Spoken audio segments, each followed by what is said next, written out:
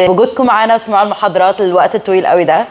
짧은 시간이지만 지난 시간 동안 들었던 바가 여러분들에게 이해가 되고 또 여러분들의 나라에서 여러분들 통해서 복음화가 되는 일이 일어나길 바랍니다. بتمنى بكل قلبي بالرغم انه وقتنا مع بعض ما كانش طويل قوي، لكن في خلال الوقت ده تكونوا استوعبتوا كل السياق اللي بنتكلم عنه عن البشارة، لكن مش بس انتوا تاخدوه لكن ترجعوا بيه لبلدكم للسياق بتاعكم وتوصلوا هناك. 먼저 몇 가지가 좀 정리가 돼야 될 것 같습니다. 네, ممكن نعلي الصوت شوية لأن مش سامعة؟ شكرا. 네, 제가 잘못 들어서 좀. 볼륨? 네, 제가 오케이. 목사님 목소리. 오케이. 자, 우리는 이 자리에 공부하러 온 게 아닙니다. احنا مش جايين في الوقت ده عشان ندرس. 전 여러분에게 강의하러 온 게 아니에요. أنا مش جاي أديكم محاضرة. 여러분들 또한 그렇겠지만 ممكن انتوا أخذنا محاضرات 우리는 이 كتير. 자리에 세계복음화 하러 왔습니다. لكن بالرغم من ان احنا بنسمع كتير، لكن الهدف من وجودنا ان احنا عايزين نوصل البشارة للعالم كله. 우리 세대의 세계복음화를 완성하기 위한 발걸음 중에 여기까지 온 겁니다. فلأجل ان احنا نوصل للمرحلة دي، ان احنا في العهد بتاعنا في العصر بتاعنا نوصل البشارة لكل العالم، عشان كده احنا ماشيين في خطوات كتيرة لحد 하나님 النهارده. 이 모임을 통해서 틀림없이 세계복음화를 이루실 줄 믿습니다. أنا مصدق بكل قلبي إن خلال اجتماعنا ده واللي موجودين الله هيعلن البشارة في العالم كله. 그런 와중에 각자의 나라의 신앙의 국가대표 같은 여러분들 하나님께서 불러주셨다고 믿습니다. وأنا مصدق لأجل العمل ده ولأجل الغرض ده الله دعا كل حد من حضراتكم كممثل عن بلدك وعن أمتك لأجل الغرض ده. 여러분들은 여러분들의 나라의 아브라함이고 또 انتوا 사도 바울 같은 존재라고 생각합니다. أنا في رأيي كل حد منكم أنت إبراهيم بتاع أمتك، أنت الرسول بولس بتاع أمتك. 그래서 이쯤 돼서 우리가 한번 생각해 볼 필요가 있습니다. فعشان كده في الوقت ده جه وقت لينا إن إحنا نفكر شوية مع بعض. 저는 여러분들이 지금까지 해온 사역을 아주 존중합니다. 그리고 여러분의 삶을 존중합니다. أنا حقيقي بحترم بكل قلبي كل خدماتكم وحياتكم اللي أنتوا عشتوا بيها من بداية لحد النهاردة. 여러분들이 해왔던 것이 틀렸고 지금 우리가 전하는 것이 옳다 그런 얘기를 하는 게 아닙니다. وانا مش ولا حد فينا قصده باي كلام بنقوله ان انتوا اللي كنتوا بتعملوه قبل كده غلط واللي احنا بنقوله ده هو الصح، لا مش قصدنا كده 한 تماما. 번은 정렬을 할 필요가 있다는 거죠. لكن من وقت للتاني بنحتاج وقت ان احنا نراجع في نفسنا. 내가 가지고 있는 내용과 우리가 해왔던 방법으로 내 살아있을 때 세계복음화를 완성할 수 있는가? فلازم اراجع نفسي وافكر اللي انا عندي اللي بالفعل موجود عندي واللي انا اتعلمته دلوقتي ايه اللي فيهم بيساعدني ان انا اوصل البشاره للعالم كله في العهد بتاعي. 뭔가 많은 걸 가지고 있고 많은 걸 해왔는데 뭐가 더 중요한 건지 뭐가 더 기본인 건지 이런 부분들이 확인이 필요하리라고 생각합니다. محتاجين نراجع نفسنا من وسط الحاجات كتيرة اللي عندي، من وسط الخبرات الكتيرة والأدوات الكتيرة اللي عندي، إيه اللي فيهم ينفع استخدمه لأجل إعلان البشارة للعالم كله في العصر بتاعي. 그래서 저희는 여러분들에게 두 가지를 얘기하고 있는 것입니다. وعشان كده إحنا بنتكلم مع حضراتكم في حاجتين. 가장 중요한 내용이 무엇이냐? إيه هو أهم محتوى عندنا؟ 그리고 우리의 방향은 어떠해야 하는가? وكمان إيه هو الاتجاه بتاعنا اللي بنتحرك فيه؟ 사실 이것들이 조금 정리가 된다고 하면 여러분들의 사역에 있어서 여러분들 통해서 여러분 나라가 살아날 줄로 믿습니다. أنا مصدق لو الحاجتين دول المحتوى بتاعك والاتجاه بتاعك بقوا واضحين محددين، خدمتك وأمتك هتختلف في الوقت الجاي. 우리는 이론가가 아닙니다. إحنا مش جايين عشان نديكوا حاجة إضافية. 우리는 증인입니다. إحنا كلنا شهود للرب. 여러분 이미 로즈와 토마스를 통해서 확인하셨을 것입니다. وانتوا بالفعل من خلال المتكلمين اللي قبل كده انتوا ادركتوا ده ان احنا دورنا ان احنا نشهد عن الرب. 우리는 잘 정리된 메시지를 전하는 사람이 아니에요. احنا مش الناس اللي بنحاول نحضر رسائل وعظات مبهره وبنحاول نوصلها للناس، لا. 초대교회와 사도들이 무엇을 가지고 있고 어떻게 했는지를 그대로 실천해 보니까 과연 그러하더라라고 하는 것의 증인입니다. فاحنا كل اللي بنعمله ان احنا بنكون شهود عن نفس الرساله اللي الكنيسه الاولى اللي الرسل كانت بتقولها، نفس البشاره نفس الحق، احنا عايزين نرجع ليه مره ثانيه ونقول هو ده اللي هنوصله بالظبط. 그래서 우리가 초대교회로 돌아가면 사도들의 그 정신으로 돌아간다고 하면 충분히 여러분들 통해서 여러분의 나라는 살아날 수 있다 생각합니다. فعشان كده انا بصدق كده ان لو كلنا رجعنا لنفس الكنيسه الاولى، نفس البشاره اللي كانوا بيعملوها والحق اللي بيعلنوه، احنا كمان حياتنا كنيستنا خدمتنا امتنا هتحيا مره ثانيه. 제가 그래서 강의를 마무리하면서 이 두 가지를 다시 한번 여러분들에게 좀 선명하게 정리를 해드리도록 하겠습니다. فعشان كده انا في اخر محاضره نفسي اقدمها لحضراتكم، انا كل الهدف بتاعي ان احنا نراجع مره تاني النقطتين دول ونوصل لاستنتاج اخير ليهم هما الاثنين. 어떤 내용을 가지고 있어야 되는가? ايه هو المحتوى اللي المفروض يكون عندي؟ 어떤 방향으로 가야 되는가? وايه الاتجاه اللي المفروض امشي فيه. 어떤 내용에 관해서는 지금까지 그 복음이라고 하는 것으로 살펴보았습니다. المحتوى بتاعنا ده اللي احنا كنا بنتكلم عنه من الاول ولحد دلوقتي اللي هو البشاره. 제가 여러 나라를 다녔습니다. انا سافرت بلاد كتيره. 여러 나라 다니면서 공통적으로 그 나라 사람들이 하는 말이 있었습니다. لكن من وسط البلاد الكتيره اللي رحتها لقيت ان في حاجه مشتركه معظم الناس بتقولها. 우리나라는 복음 전하기 힘든 나라입니다라고 하는 말을 공통적으로 해왔습니다. بصوره مشتركه كل البلاد كل الشعوب بتقول بلدي بلد صعبه ان احنا نعلن فيها البشاره. 무슬림권의 나라의 사람들 우리가 무슬림이라고 힘든다고 얘기했습니다. البلاد الاسلاميه بتقول لان احنا بلاد اسلاميه ولان احنا في وسط المسلمين فصعب اعلان البشاره. 공산권에서는 우리는 공산권이라 힘든다고 얘기했습니다. البلاد الشيوعيه بتقول ان احنا بلاد شيوعيه ولان احنا وضعنا كده صعب اعلان البشاره. 미국과 유럽을 가보니까 우리는 선진국이라서 가족 모임들을 너무 많이 해서 모임 자체가 힘들다고 얘기해서 우리는 복음 전하기 힘들다고 얘기했습니다. بالنسبه لامريكا بالنسبه لاوروبا بيقولوا لان احنا بقى شويه اكتر بصوره فرديه عايشين الحياه المنفرده فان احنا نجتمع ان احنا نعلن البشاره مع بعض ده صعب. 그 어떤 나라도 우리는 준비됐습니다라고 하는 나라 거의 찾지 못했습니다. ولا مره شفت اي بلد بتقول عن نفسها احنا مستعدين للبشاره. 모두가 힘듭니다. كل البلاد بتقول صعب. 하지만 그 모두가 힘든 와중에 진짜로 되어지는 사람들이 있었습니다. لكن بالرغم من كل البلاد بتقول انه وضعنا صعب ان احنا نعلن البشاره لكن ما زال في ناس كانت مستعده ومتحضره للامر بالرغم من صعوبته. 저희가 제일 먼저 사역했던 곳이 쿠바라고 하는 공산권입니다. انا في اول منطقه انا خدمت فيها كان اسمها كوبا. 전도가 불법이었던 나라였습니다. البلد ديت شيوعيه الكرازه فيها ديت حاجه غير قانونيه. 그 나라에 이런 모임을 했었습니다. لكن في البلد ديت في الوضع ده احنا عملنا 그 الاجتماع 중에 ده. 한 분이 복음을 받았습니다. لكن في وسط الاجتماع عملناه شخص واحد استقبل 그 البشاره. 한 분을 통해서 몇 년이 지나지 않아서 16개 주 168개 모든 도시에서 제자가 찾아졌습니다. لكن الشخص ده من خلال شخص واحد استقبل البشاره في اقل من كام سنه قليلين في 186 مدينه وولايه اللي موجوده في البلد ديت لقى تلاميذ في كل مكان فيهم. 우리가 뭔가 쏟고 있는 것 같아요. انا حاسس ان احنا شويه مخدوعين. 환경 문제가 아닙니다. انتوا عارفين الامر ملوش علاقه بالظروف بتاعتنا عامله ازاي. 사람의 문제가 아닙니다. الامر ملوش علاقه بالناس عامله ازاي. 진짜 중요한 건 어떤 내용을 가지고 있느냐 그 문제입니다. لكن المشكله الحقيقه والامر المهم هو ايه المحتوى اللي انا بقدمه والحق اللي عندي. 여러분하고 성경 구절 하나 보시도록 하겠습니다. انا عايزه اقرا جزء من الكتاب معاكم 우리 고린도후서 4장입니다. من كورنثوس الثانيه 4. 고린도후서 4장 كورنثوس الثانيه 4. 찾으시면 같이 한번 읽어보면 좋겠습니다. كورنثوس الثانيه 4 ممكن كلنا نقراها مع بعض. سجن. 네. يلا بينا مع بعض.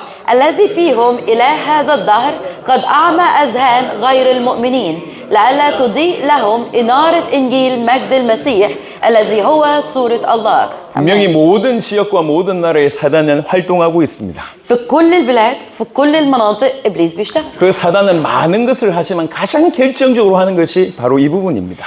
إبليس بيعمل حاجات كتيرة جدا في العالم لكن أقدر أقول الآية ديت بتوضح بصورة محددة إيه أهم حاجة إبليس بيعملها. 사단은 지혜로운 존재예요. إحنا عارفين إبليس حكيم. 뭐가 중요한지 알고 있다는 거죠. إبليس عارف إيه هي الحاجات المهمة. 저 교회와 기독교인에게 무엇을 공격하면 되는지를 알고 있습니다. إبليس بالفعل عارف إيه النقط اللي لازم يهاجمها في الكنيسة وفي المؤمنين. 그래서 가장 강력하게 공격한 것이 어디냐? 딴 것이 아니라 복음 자체라는 것입니다. فعشان كده إبليس لما بيهاجم مش بيهاجم أي حاجة وخلاص لكن بيهاجم أهم حاجة اللي هي الإنجيل البشارة. 복음은 영광의 복음이에요. لأن إحنا عارفين البشارة هي بشارة مجيدة. 기초가 아니에요. الأمر مش مجرد حاجة بدائية 제가 وخلاص. 수많은 나라를 다녀봤습니다. أنا رحت بلاد كتير جدا. 수많은 나라의 기독교인들이 한결같이 생각하기를 복음이 기초라고 생각하고 있습니다. لكن في بلاد كتيرة جدا كل المؤمنين بيفكروا البشارة دي بس نقطة البداية في الإيمان. 왜 복음이 기초죠? ليه البشارة هي مجرد نقطة البداية؟ 어찌하여 복음이 기초입니까? إزاي البشارة بقت مجرد نقطة بداية؟ 초신자들이 들어왔을 때 알아야 될 그 정도의 수준이 복음이라고 생각하십니까? لأن الناس بتفكر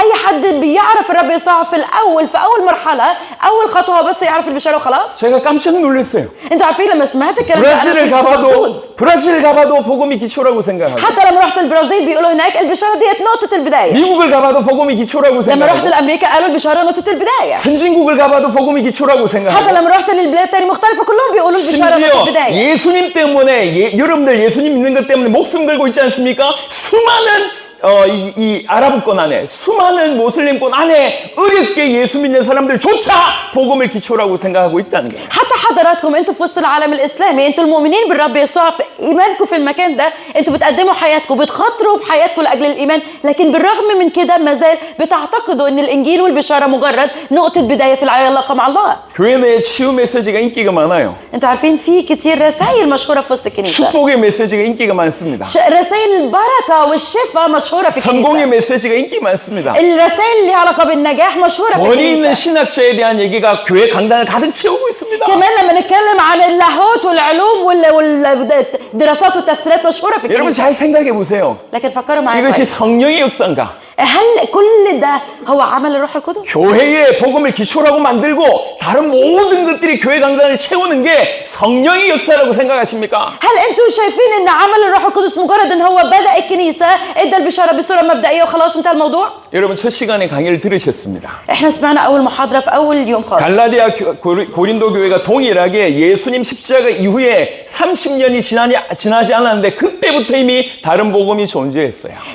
بالفعل شفنا في اول محاضرة ان في كنيسة غلاطيا وفي كنيسة كورنثوس بعد ما استقبلوا البشارة في اقل من 30 سنة اتحولوا لبشارة تانية مختلفة. 복음을 왜곡되게 만들거나 변질되게 만들거나 복음을 희미하게 만드는 것이 주로 사단의 공격입니다. انتوا عارفين كان في الوقت ده في عهد الكنيسة الاولى كان هجوم ابليس على الكنيسة ان هو حول البشارة من البشارة الاصلية لبشارة تانية مختلفة. 저는 여러분이 어떤 분인지 잘 모릅니다. انا مش عارف حضراتكم بصورة شخصية انتوا 얼마나 대단한 신학자고 얼마나 큰 목회자인지는 잘 모릅니다. ما اقدرش اعرف قد ايه انت حد دارس لاهوت عظيم جدا، قد ايه انت راعي واسيس عظيم جدا، 얼마나 대단한 일을 하셨는지도 모릅니다. حتى ما اعرفش قد ايه اعمال عظيمه انت كل حد في حضراتكم عملتها. 하지만 여러분들이 어떤 일을 하셨든지 상관없이 여러분의 수많은 교회들, 수많은 전 세계 교회가 동일하게 가장 큰 문제를 겪고 있는 것이 딴 것이 아니라 복음 자체가 공격받고 있다는 것입니다. لكن بالرغم من كل حياتكم كل الانجازات اللي انت عملتوها، الحاجه اللي اقدر ادركها اني زي حضراتكم زي ناس كتير انا قابلتها قبل كده،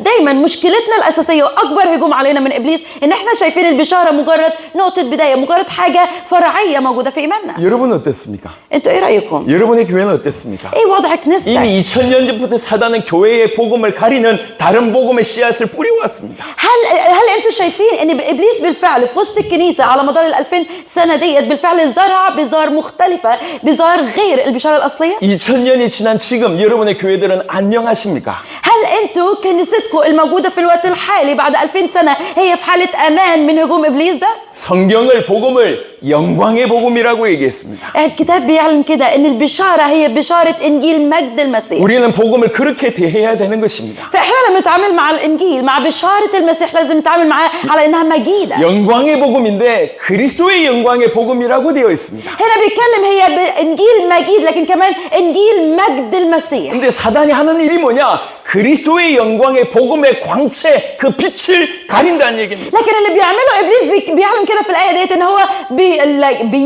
بيغمي عينيهم، بيطفي النور ده بتاع البشاره من انه يعلن في المؤمنين. 그래서 교회를 다니면서 복음을 몰라요.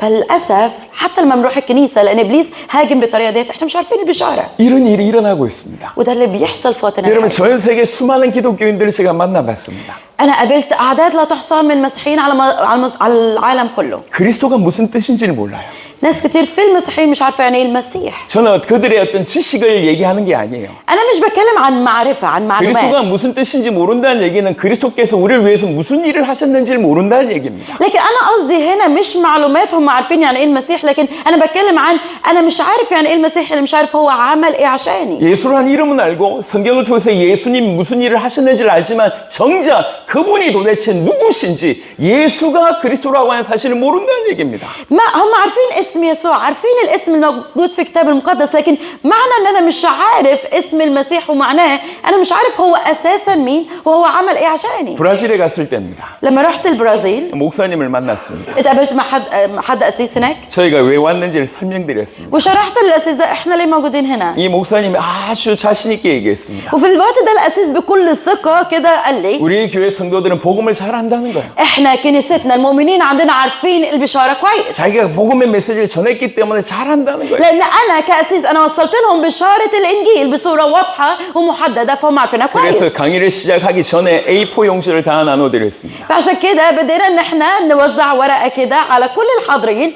قبل ما نبدا اول محاضره 그래서 질문을 했습니다. وسالتناهم سؤال. 복음이 무엇인지 쓰시오. ممكن حضرتك في الورقه اللي قدامك اكتب ايه هي البشاره؟ 첫 번째 질문이었습니다. ده كان اول سؤال في المؤتمر بتاعنا. 복음이 무엇인지 쓰라.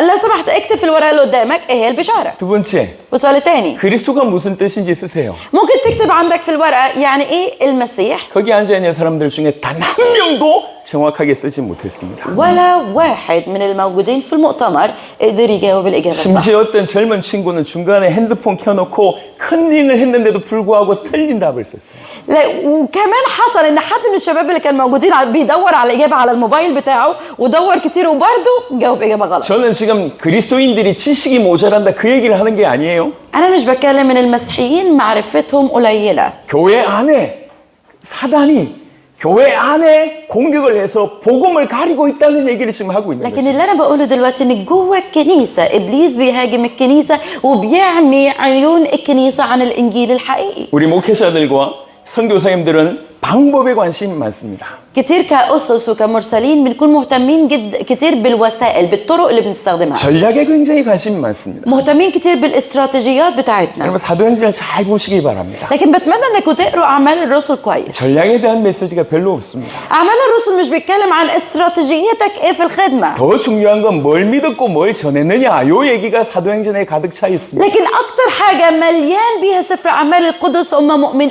اعمال الرسل هم مؤمنين بايه؟ هم بيعلنوا ايه؟ 그들에게 중요한 것은 복음이었고 복음을 전하는 것 자체가 최고의 전략이었습니다. بالنسبه لهم كان اهم حاجه هي البشاره واعلان البشاره والاعلان البشاره في حد ذاته كان اعظم استراتيجيه بالنسبه لهم. 여러분과 요번이 마지막 강의입니다. احنا مع بعض دي اخر محاضره 이후에 여러분들을 다시 만날 수 있을지 모르겠습니다. وانا مش عارف هل هيكون عندنا فرصه تاني في المستقبل 우리 نتقابل 7년 او لا. 전에 두 분을 제가 만났었어요. 언제؟ 7년 전에. في 7 سنين فاتت انا اتقابلت مع حضرتك 그리고 الأسيس. 7년 전에 다시 여기서 봤어요. وبعد 7 سنين من لقائنا الاول اتقابلنا تاني هنا. 이분들이 온다는 걸 제가 몰랐고 제가 온다는 걸 이분들이 몰랐어요. انا ما كنتش عارف ان هو جاي المؤتمر ده وهو ما كانش عارف ان انا جاي المؤتمر ده. 와보니까 이렇게 만나게 됐어요. لكن احنا الاثنين لما جينا هنا اتقابلنا مع بعض تاني. 이런 식의 만남이 있을 수도 있겠죠. فممكن يكون عندنا فرصه كده بالصدفه مره 또 تانية ان احنا نتقابل. 지난번에 와서 우리 아이만 목사님을 만났습니다. لكن المره اللي فاتت لما جينا اتقابلنا مع حضره الاسيس 아이만 ايمن 목사님 복음을 깊이 받아들이셨어요. وهو استقبل البشاره بكل فرح.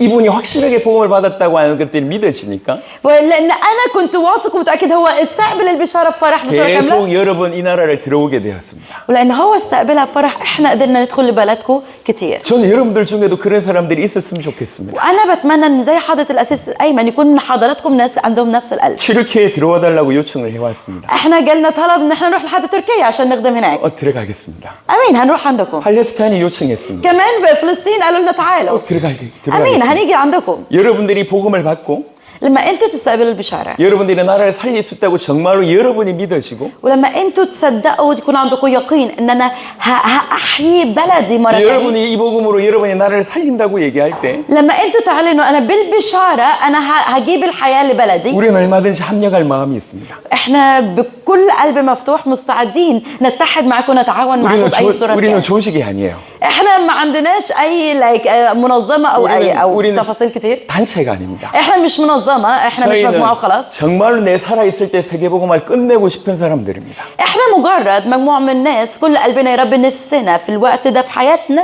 نشوفك بتيجي معانا. 정말로 끝내려고 하니까 또 다른 단체 하나가 필요한다는 게 아니라는 걸 알게 됐어요. ولان احنا فعلا قلبنا يا رب نفسنا نشوف النهايه نفسنا نشوفك بتيجي فمش محتاجين نشترك مع منظمات كتير. 오히려 모든 단체를 돕기 위해서 우리를 죽여야 되겠다, 색깔을 없애야 되겠다라고 생각했습니다. احنا وصلنا للنتيجه بتاعتنا الاخيره احنا دورنا ان احنا نساعد كل المنظمات مش منظمات تساعدنا فعشان كده احنا بقينا اقدر اقول شفافين بلا اي لون شخصي لينا. 모든 단체를 그냥 내용으로만 돕고 동일한 방향으로만 함께하자. انتوا عارفين عاده اي منظمه بتقول احنا عندنا المنهج بتاعنا والاتجاه بتاعنا ويلا بينا نمشي مع بعض لده. 우리 아이만 목사님이 제가 어떤 교단인지 몰라요. عارفين حضرة الأسيس أيمن أنا مش عارف أنا تبع أنهي طائفة. 저희 단체는 모릅니다. هو ما يعرفش إحنا منظمة إيه ولا 저 تبع مين. 또한 아이만의 목사님이 어떤 교단인지 어떤 단체인지 관심이 없습니다. وحتى أنا ما يفرقش معايا حضرة الأسيس أيمن هو يتبع لأنهي طائفة 우리는 محددة. 조직을 만들 그런 마음이 있는 게 아니에요. لأن إحنا مش متجمعين عشان نعمل حاجة لينا هيئة لينا مخصصة. 우리는 세계복음화를 완성하고 싶어요. إحنا كل هدفنا يا رب عايزين نتمم إعلان البشارة للعالم كله. 근데 누굴 통해서 그 일을 하게 하느냐? لكن هنعمل ده من خلال مين؟ 성경을 통해서 보면 정말 복음을 자기의 목숨으로 받은 그 사람을 통해서 하나님이 일한다는 걸 발견하게 되었어요. لما نبص الكتاب المقدس بيقول كده الناس اللي استقبلت البشارة ديت حقيقي جوه قلوبهم استقبلوها كحياة ليهم هم دول الناس اللي الله بيستخدمهم. 여러분 분명히 성경에서 얘기하기를 세계복음화는 완성됩니다. بيقين أكيد البشارة هتعلن في العالم كله بحسب كلمة الله ده هيحصل. 그리고 주님 곧 오실 겁니다. والرب يسوع قريب هيجي مرة تانية. 전 세계에서 많은 주님 오실 때 일어나는 환경적인 어떤 부분들은 거의 다 이루어졌습니다. وبالفعل احنا شايفين قدامنا على مستوى العالم كله ظواهر وعلامات بتعلن خلاص الرب جاي قريب. 하지만 세계복음화의 완성은 세계복음화가 된 이후에 오십니다. لكن هو أعلن بوضوح أنا هاجي مرة تاني لما تعلن بشارة الإنجيل لكل الأمم. 그래서 마지막 때인 이때는 복음의 역사가 아주 강력하게 일어날 거라고 저는 생각합니다. فعشان كده احنا اللي شايفينه واللي مصدقين فيه ان في الوقت ده في العصر بتاعنا محتاجين حركة قوية لإعلان البشارة على مستوى العالم 아랍권 كله. 마찬가지고 모슬렘권 마찬가지입니다. سواء ده لازم يحصل سواء في المنطقة العربية أو المنطقة الإسلامية. 하나님이 이미 시작하셨는지 모릅니다. احنا ما نعرفش ممكن الله بالفعل بدأ الحركة بتاعته دي. 하나님이 그 일에 저와 여러분들 부르셨다고 저는 믿습니다. ولكن اللي انا مصدقه الله دعاني ودعا حضراتكم ان احنا ننضم للحركه بتاعته دي. 저는 이 복음을 가지고 그냥 이 복음이면 충분히 세계 살릴 수 있겠다고 믿어져서 뛰기 시작했어요. انتوا عارفين انا لما ادركت اعلان البشاره ديت انا بقى عندي يقين يا رب هي دي بس اللي محتاجينها هي دي بس اللي هتنقذ العالم فبالبشاره ديت بقيت اجري. 조직이 없고 돈이 없습니다. لا عندنا اي دعم ولا عندنا اي غطاء ليها. 여러분이 아시다시피 저는 다른 언어를 할 줄 모릅니다. 한국말밖에 못해요. وزي ما انتوا شايفين انا حتى مش عندي القدره ان انا اتكلم اي لغه تاني انا بس بتكلم كوري. 하지만 이 복음이면 전 세계 살릴 수 있겠다고 믿어져서 뛰기 시작했는데 하나님 10년이 안 돼서 100여 개국의 문을 열어주신 걸 확인했습니다. لكن بالرغم من ان انا امكانياتي قليله لكن لان انا قررت يا رب همسك في بشارتك وهي دي اللي هجري بيها الله في اقل من 10 سنين فتح اكتر من 100 دوله قدامنا. 정말로 그야말로 하나님이 하신 것을 경험했습니다. فانا حقيقي اختبرت بنفسي يعني ايه ان الله هو اللي يكون بيشتغل. 저는 겸손하게 말씀드립니다. 여러분을 통해서도 하실 수 있다. وانا بكل تواضع جاي اشارككم زي ما عمل معايا هو يقدر يعمل ده من خلالكم. 충분히 그럴 수 있다고 저는 믿습니다. انا مصدق ان هو يقدر يعمل ده بالكامل من خلالكم. 중요한 건 뭐냐? لكن ايه الحاجه المهمه؟ 우리가 뭘 가지고 있느냐는 거죠. احنا عندنا ايه؟ 우리에게 주어진 복음이 뭐냐는 겁니다. ايه هي البشاره اللي احنا بنحملها؟ 그것이 가장 중요한 것입니다. هي دي اهم حاجه. 여러분 사단은 분명히 복음을 가립니다. انتوا عارفين ابليس زي ما بيعلن كده بكل ما عنده بيعمي اذهان غير المؤمنين عن البشاره. 죄송하지만 여러분의 교회들에게도 지금 그런 일이 벌어지고 있습니다. لكن انا بعتذر ان اقول كده ان حتى في كنايسكم ده بيحصل ابليس عامي اذهان الناس. 그래서 주님의 사랑하는 그 교회들이 정말 복음으로 깨어나게 하는 일이 여러분을 통해서 일어나야 됩니다. فعشان كده اللي الله عايز يعمله الله عايز يفوق الناس يصحي الناس وده من خلالكم انتوا هو هيعمل كده. 지난 시간 동안 우리가 예수님이 하나님의 아들 그리스도이심을 살펴봤습니다. في خلال الوقت اللي فات كنا شفنا مع بعض يعني ان يسوع هو المسيح هو ابن الله الحي. 이건 제가 만든 얘기가 아니에요. الكلام ده مش احنا اللي عاملينه. 첫 강의에 크게 두 가지 포인트로 여러분들에게 말씀을 드렸습니다. احنا في اول محاضره خالص اتكلمنا عن نقطتين مهمين جدا. 사도들이 한결같이 예수님이 하나님의 아들 그리스도라고 전했다. الرسل كان كل اعلانهم ان يسوع هو المسيح هو ابن الله الحي. 그걸 여러분들에게 확인시켜 드렸습니다. وانتم كلكم مع بعض احنا اخذنا اليقين ده وشفناه صح. 바울이 그렇게 전했고 بولس هو قال نفس 베드로가 그렇게 الرساله. 전했고 بطرس قال نفس 사도 الرساله. 요한이 그렇게 전했고 يوحنا قال نفس الرساله. 사도행전 5장 42절 한번 보겠습니다. خلينا نقرا اعمال الرسل 5:42. 사도행전 5장 اعمال 5 42절 42. 읽어주세요. اوكي. وكانوا لا يزالون كل يوم في الهيكل وفي البيوت معلمين ومبشرين بيسوع المسيح.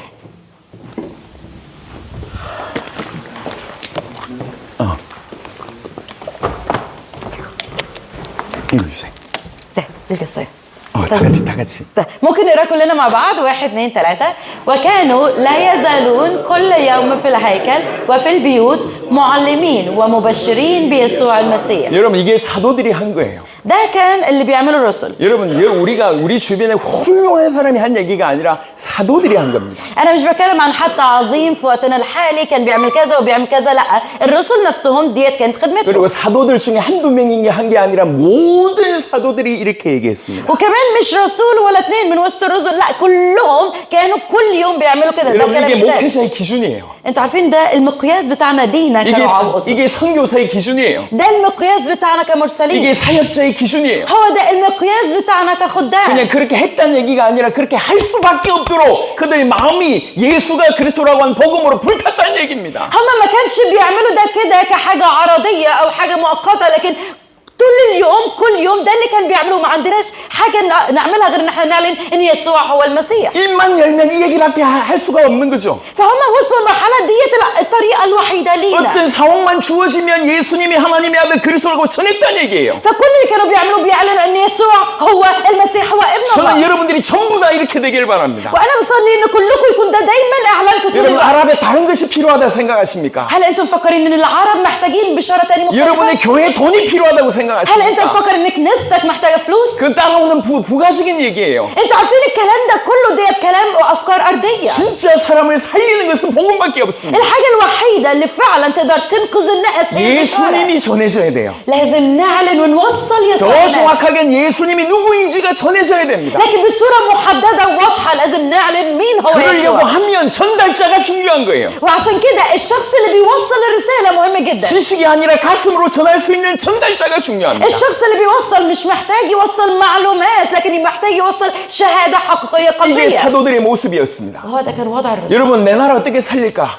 ازاي انقذ بلدي؟ 여러분 뭔가 많은 고심이 있을 것입니다. هل انا محتاج حاجات كتير عشان انقذ 뭔가 بلدي؟ 많은 사역을 하기 위해서 지금 고민하고 있을 것입니다. ممكن انت بتفكر في خدمات كتيرة 하지만 دلوقتي، 제가 분명히 말씀드릴 수가 있습니다. لكن انا اقدر اكلمكم بكل يقين. 그 모든 사역이 살아나는 길이 있습니다. في طريق وحيد لكل الخدمات انها تحيا. 성경으로 초대교회로 돌아가면 됩니다. لا محتاجين بس ان احنا نرجع للكنيسة الأولى، نرجع لأعمال الروح القدس فينا. 이것이 기준입니다. وهو ده المقياس بتاعنا. 여러분들이 이 복음을 정확하게 알고 여러분의 삶을 통해서 예수님이 정확하게 전달된다 하면 여러분의 사역과 여러분의 삶은 반드시 살아날 في 수밖에 الوقت اللي 없습니다. انتوا تكون عندكم فيه البشارة اليقين يسوع المسيح بكل وضوح، في الوقت ده انتوا خدماتكم بلادكم كلها تحيا. 요한복음 20장을 한번 보겠습니다. خلينا نشوف يوحنا. 1강에서 예수가 그리스도다 모든 사도들이 전했다라고 하는 것이 첫 번째 포인트고 두 번째 포인트가 요한복음 20장 31절입니다. في المحاضرة الأولى كنا بنتكلم إن أول نقطة بالنسبة لنا إن يسوع هو المسيح، يسوع هو ابن الله البشارة، والنقطة الثانية كانت في يوحنا 20:31.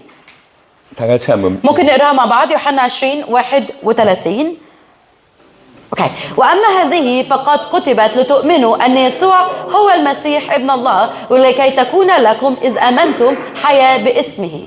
이거는 요한복음의 기록의 목적이 아니라 성경 전체의 기록의 목적입니다. انتوا عارفين ده مش مجرد الهدف بتاع انجيل يوحنا وكتابته، لكن ده هدف الانجيل الكتاب المقدس كله. 여러분 성경 왜 주셨죠? ليه الله ادانا الكتاب المقدس؟ 성경 주신 이유는 우리로 하여금 구원받게 하기 위함입니다. السبب عشان الله ادانا الكتاب المقدس ان من خلال الحق ده احنا ننال الخلاص. 우리는 어떻게 구원받습니까? لكن ازاي ننال الخلاص؟ 예수님 믿어야지 구원받습니다. لازم اؤمن بيسوع عشان انال الخلاص. 하지만 조금 더 자세하게 성경이 이렇게 되어 있습니다. لكن الكتاب المقدس نلاقيه بيدينا بصوره محدده وواضحه اكتر. 예수님을 하나님의 아들 그리스도라고 믿을 때 구원받는다고 되어 있습니다. هنا بيدينا كلامه بصوره محدده، بيقول لنا تؤمنوا ان يسوع هو المسيح ابن الله. 성경은 무언가를 믿게 하기 위해서 주어졌다고 되어 있습니다. فهنا الكتاب بيعلن لنا بوضوح ليه الله ادانا الانجيل عشان نؤمن بايه 그 بالظبط. 무언가를 믿으면 생명이 주어진답니다. هو ادانا الاعلان ان لو امنت بده هتاخد الحياه. 그 무언가의 내용이 뭐냐면 예수라고 하는 사람이 하나님의 아들 그리스도라고 하는 이 사실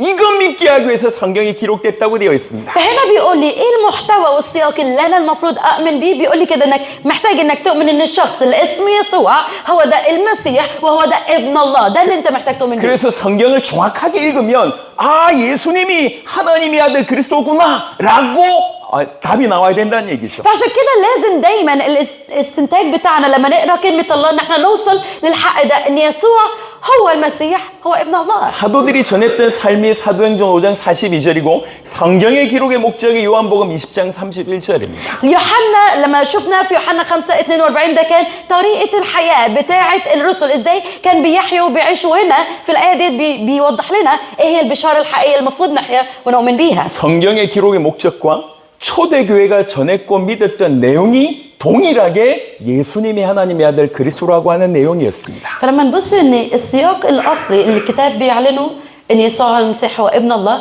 هو نفس ذات البشارة اللي كانت الكنيسة الأولى والرسل بيعلنوها. 이거보다 중요한 내용이 있습니까? هل في أي حاجة تانية أهم من ده؟ 우리는 다시 처음으로 돌아가야 됩니다. احنا محتاجين نرجع للأمور الأولية مرة تانية. 우리 모든 사역들이 좀 정렬될 필요가 있습니다. فعشان كده احنا محتاجين نعمل زي عملية تفنيط فرز لخدمتنا. 우리에게서 복음이 기초가 아니라 우리에게서 복음이 영광의 복음이 되어져야 합니다. لازم البشارة تتحول من مجرد انها نقطة بداية خدمتنا تتحول انها تكون البشارة مجد المسيح. 이번에 한 15개 나라에서 이렇게 초청받아서 오셨습니다. فاحنا حضراتكم انتم مدعوين من حوالي 15 بلد وجيتوا لحد هنا. 저희는 오랫동안 기도해 왔습니다. واحنا قبل ما نيجي احنا الوقت طويل جدا كنا بنصلي للوقت 그리고 ده. 온 성도들이 여러분들 위해서 기도해 왔고 وفي الوقت ده كل المؤمنين معانا هم بيصلوا لاجل حضراتكم. 그리고 이번에 여러분들을 만나게 된 것입니다. وجالنا الفرصه الواقعيه ان احنا نتقابل احنا وانتم. 저희는 방법은 이렇게 사용합니다. انتوا عارفين هي دي الطريقه اللي عاده بنستخدمها. 저희가 사용했던 방법은 이러했습니다. هي دي الطريقه اللي احنا استخدمناها. 우리에게 내용이 주어졌고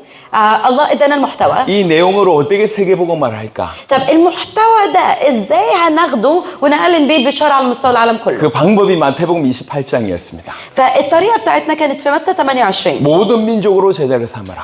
اصنعوا تلميذوا كل الامم. 전 세계에 제자가 숨어 있구나. فهنا معنى الكلام ده ان بيقول لنا ان في تلاميذ في كل الامم. 마치 사도행전 16장의 루디아 같은 제자. زي ليديا التلميذه اللي كانت موجوده في الكتاب. 17장의 야손과 같은 제자. زي ياسون. 18장의 브리스가 부부 같은 제자. زي في اصحاح 18 بريسكيلا واكيلا. 바울과 이들이 만났어요. فبولس اتقابل مع كل حد من التلاميذ دي. 바울은 복음을 가지고 있는 사람이고 بولس كان الشخص اللي عنده البشاره. 이 사람들은 준비하신 하나님이 준비하신 제자들이었습니다. وكان في الناس ديت التلاميذ اللي الله حضرها أعدها. 이게 사실은 끝입니다. وهي دي النهاية. 이 제자들을 어떻게 찾았냐? لكن الفكرة في إيه؟ هو إزاي لقى التلاميذ دول؟ 복음을 전하면 제자들이 반응을 보입니다. لما كان بيعلن البشارة الناس اللي متحضرة ديت كان ليها رد فعل للبشارة. 복음을 전하면 반응을 보이고 반응한 그 제자에게 집중하면 이 제자가 그 지역을 살려냈습니다. فأنا كشخص اللي بعلن البشارة لما شارك البشارة ولاقي حد معين بيدي رد فعل بيستجيب للبشارة لما ركز على الشخص ده وكمل أتلمس الشخص ده من خلاله المنطقة بتاعته بتوصل البشارة. 이거는 지금도 적용된다 생각합니다. وأنا في رأيي واللي مصدقه إن لحد النهاردة نفس الطريقة ديت نفس المبدأ ينفع 여러분들 يشتغل. 초청했습니다. وده اللي أنا نفسي أشاركه معاكم. 그리고 복음을 전했습니다. احنا دعيناكم هنا 그리고 이 للمؤتمر ده 복음에 وشاركناكم 누가 البشارة. 반응할지는 저희가 지켜보고 있습니다. واحنا خلال المؤتمر كله قاعدين بنلاحظ وبنشوف مين اللي هيدي رد فعل مين اللي هيستجيب 정말 이 للبشارة. 복음이 내 나라 살릴 수 있겠다고 믿어지는 사람이 여러분들 가운데 나오면 فلما يطلع حد من حضراتكم عنده اليقين والإيمان إن البشارة ديت هتقدر تحيي بلدي. 저희는 그런 분들과 또 함께 할 겁니다. في الوقت ده احنا مع الشخص ده هنكمل معاه خطوتين. 계속 확산이 될 겁니다. فبالطريقة ديت احنا بنتوسع وبننتشر. 저는 틀림없이 우리 세대 세계복음화 되리라고 생각합니다. أنا بدون أي شك عندي يقين إن في العهد بتاعنا في العصر بتاعنا البشارة هتعلن العالم 그 일에 كله. 가장 중요한 것은 복음 자체입니다. فأهم حاجة في كل شيء هي البشارة نفسها. 예수는 그리스도다. يسوع هو المسيح. 여러분 성경 전체는 그리스도에 대한 약속입니다. احنا قلنا الكتاب المقدس كله هو عهد يسوع المسيح. 구약과 신약 여러분들이 잘 알고 있습니다. احنا عارفين العهد القديم والعهد الجديد كويس جدا. 구약은 메시아가 오실 것이라고 한 것이고 신약은 그 메시아가 오셨고 다시 오실 것이라고 하는 약속입니다. الكتاب المقدس هو عبارة عن في العهد القديم بيدينا الوعد المسيح سيأتي والعهد الجديد بيقول لنا هذا المسيح ده هو جه وكمان 그래서 هيجي مرة تانية. 성경을 두고 그리스도를 모른다는 것은 가장 무식한 행위입니다. فعشان كده لو أنا عندي كتاب المقدس لكن أنا ما أعرفش يسوع المسيح ده أكتر أعظم جهل في حياتي. 성경은 그리스도에 대한 약속입니다. الكتاب المقدس هو عن المسيح. 왜 그리스도에 대한 약속입니까? ليه هو الوعد لينا؟ 그리스도만이 우리를 구원할 수 있기 때문에 그렇습니다. هو وعد لينا لأن بس المسيح هو اللي يقدر يخلصنا. 우리는 세 가지 문제에 대해서 얘기했습니다. اتكلمنا عن الثلاث مشاكل اللي بتواجهنا. 그 세 가지 문제 중에 어떤 문제가 크냐 그건 별로 중요하지 중요하지 않습니다. مش المهم ايه اكبر مشكله فيهم من وسط الثلاثه، لا. 하지만 이 세 가지 문제가 근본이라고 하는 것은 분명합니다. لكن الواضح والاكيد بالنسبه لنا ان المشاكل الاساسيه لينا والجوهريه في حياتنا هي الثلاثه دول. 창세기 3장의 사단으로 말미암아 인간이 범죄하여 하나님과 끊어졌습니다. لما نبص في تكوين 3 بيعلن ازاي ان من خلال ابليس الانسان سقط وبعد كده الله اتكلم بالوعد بتاعه. 그러므로 말미암아 인간에게 모든 문제가 생긴 것입니다. لكن من اللحظه دي، من لحظه سقوط الانسان، كل مشاكلنا كبشر بدات. 정치 문제, 정신 문제, 물질적인 문제 모든 문제가 그것 때문에 온 것입니다. لقينا من اللحظه ديت كل مشاكل اجتماعيه، اقتصاديه، سياسيه، كل مشاكل في حياتنا بدات من اللحظه دي. 하지만 분명히 우리가 알 수 있는 것은 이 세상 그 어떤 누구도 죄를 해결할 수 있는 인간이 없습니다. واللي وصلنا ليه اليقين الواضح ان مهما كان مين في العالم كله ما يقدرش يحل مشكله الخطيه بنفسه. 스스로 하나님 만날 수 있는 사람이 없습니다. ما فيش اي حد يقدر يتقابل مع الله بنفسه. 사단을 이길 수 있는 사람이 없습니다. ما فيش حد بقدراته الذاتيه يقدر ينتصر على ابليس. 이것 때문에 모든 문제가 왔는데 그 문제만큼은 인간이 해결할 수가 없어요. وعشان كده بسبب اللحظه ديت، في لحظه السقوط جت كل المشاكل علينا، لكن احنا مش قادرين 그래서 نحلها. 하나님의 방법이 뭐냐?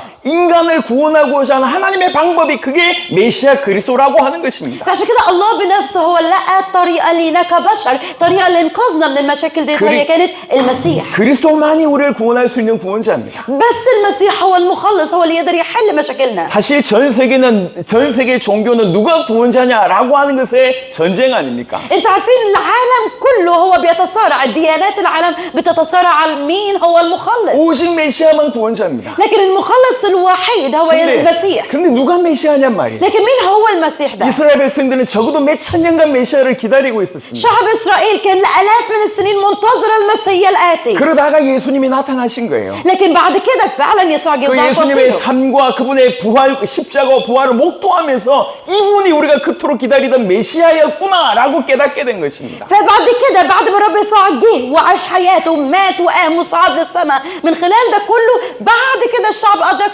هو ده المسيح اللي كنا منتظرينه. 십자가와 부활을 통과하고 그걸 목도한 사도들이 그 사실에 충격을 받은 거예요. لما الرسل شافوا الحق ده، ان يسوع ده الشخص ده هو مات وقام عشاننا، كانت صدمة عظيمة بالنسبة لهم. 예수님이 하나님의 아들 그리스도시구나. بدأوا يدركوا كده ان يسوع هو المسيح، هو ابن الله. 마태복음 16장을 잠시 보겠습니다. خلينا نشوف متى 16. 여러분과 같이 보시길 바랍니다. ممكن نقرا مع بعض متى 마태복음 16 16장 15절부터입니다.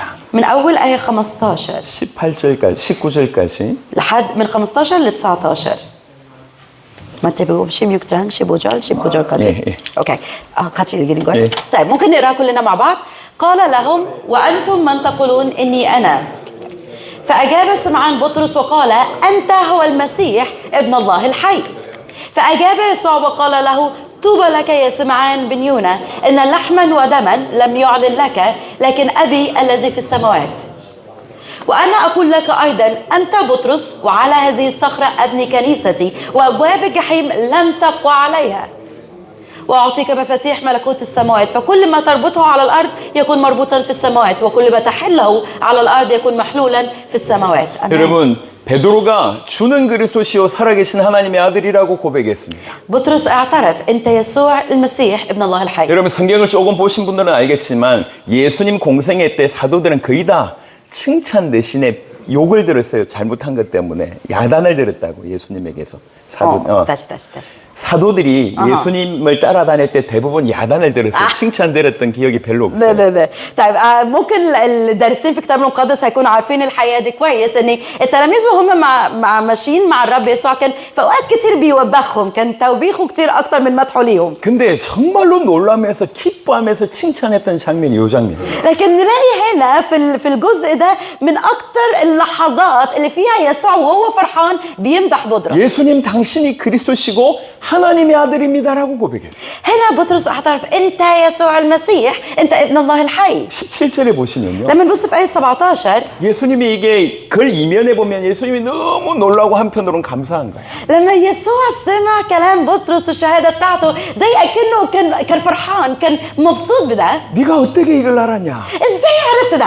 어떻게 네가 알았냐? ازاي عرفت الموضوع 이건 ده؟ 혈육으로 알 수 있는 게 아니다. اللي انت قلته ده لا لحم ولا دم ينفع 내 يقوله لك. 아버지가 너에게 알게 하셨구나. لكن ابويا هو اللي قال لك ده. 이걸 계시라고 얘기합니다. هنا بيقول ده اعلان. 아버지가 알게 하셨구나. ابويا هو اللي عرفك عرفك 여러분, بده. 복음을 아는 것은 지식이 정리된 게 복음을 아는 게 아니에요. البشارة هي مش مجرد معلومات أنا بخزنها جوا دماغي. 복음을 안다고 얘기할 때 지식은 한 부분인 겁니다. إن أنا أعرف معلومات عن البشارة ده جزء صغير من البشارة. 진실로 하나님이 알게 하셔야지 복음을 깨닫게 되는 겁니다. لكن الإدراك الحقيقي للبشارة هو إعلان من الله الآب لحياتي. 그럼 이 자리에 앉아가지고 나는 복음을 안다고 생각할 수 있지만 과연 여러분의 신앙에 예수님은 어떻게 평가할까요? حضراتكم كل اللي موجودين هنا احنا ممكن على يقين انا عارف البشاره كويس انا مدرك البشاره لكن الله هيقيم معرفتي 여러분의 ازاي. 성도들도 예수님 안다고 얘기할 겁니다. انتوا ممكن كلكم هتقولوا انا كنيستي عارفين يسوع كويس. 그 성도들에 대해서 예수님은 어떻게 평가할까요? لكن يسوع من منظور يسوع هو هيقيم اعضاء كنيستك 이렇게 ازاي. 놀라며 기뻐할까요? هل هو هيكون فرحان بيهم ويباركهم كده؟ 어떻게 네가 이걸 알았냐? ازاي عرفت ده؟ 이건 아무나 알 수 있는 게 아닌데 مش اي حد اللي يعرف 이거는 الموضوع ده. 절대로 육신으로는 알 수 있는 ما 게 ينفعش 아닌데 بدم ولحم حد 내 يعرف ده. 아버지가 알게 하셔야 اكيد 되는데 ابويا هو اللي عرفك ده. 네가 어떻게 이걸 알았냐? ازاي عرفت ده؟ 너 베드로다.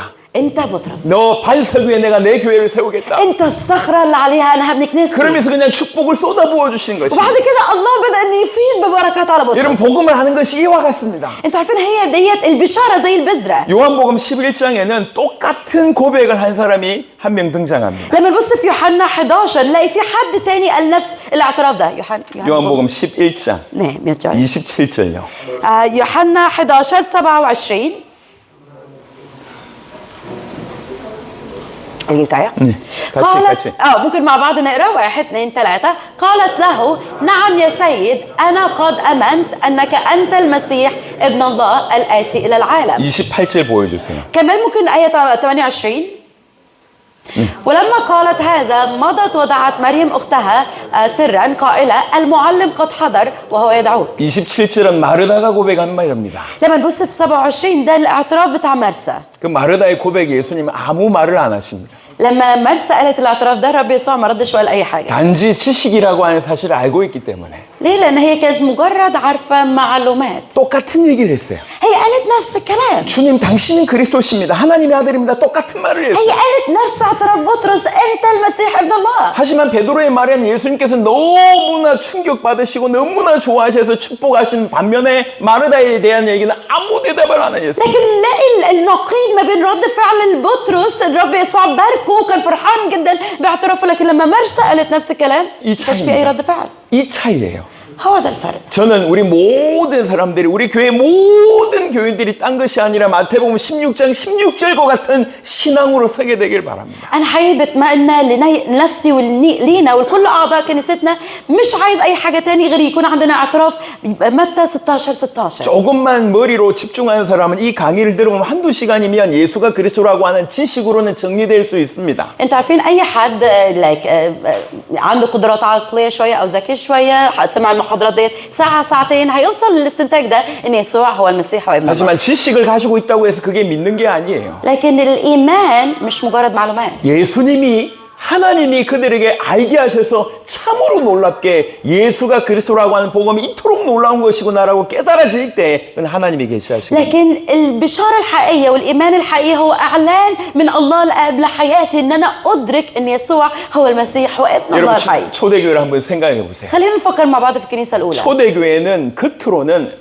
계속 핍박의 상황이었습니다. في اخر المرحله بتاعت الكنيسه الاولى كان في اضطهادات كتيره جدا. 유대 사회, 유대 사회로부터 극심한 핍박을 받았고 كان في اضطهاد شديد جدا من المجتمع اليهودي المحيط بيهم. 그 시대 최고의 강대국 로마 아래에서 숱한 핍박을 받았습니다. لكن كمان هم كانوا موجودين في الوقت ده تحت الحكم الامبراطوريه الرومانيه اعظم امبراطوريه في الوقت ده وبرضه كان في اضطهاد كتير 지금 عليهم. 모슬림권 아래서 핍박받는 여러분들도 심한 핍박을 받고 있지만 사실은 그거보다 더 심했던 것이 초대교회 성도들의 핍박이었습니다. انا عارف ان المسيحيين في وسط المجتمع العربي الاسلامي في اضطهاد كتير عليك وموجود لكن الاضطهاد الاعظم من ده كان للكنيسه الاولى في وسط المجتمع اليهودي والامبراطوريه الرومانيه. 그래서 수면 위에서는 핍박이 있지만 수면 아래서는 이 복음을 받은 자들을 통해서 계속 생명의 역사가 일어났던 것입니다. فالمشهد كان موجود في الكنيسه الاولى ان الصوره الخارجيه مليانه اضطهاد مليانه صعوبات لكن الصوره الداخليه اللي في السر ان العدد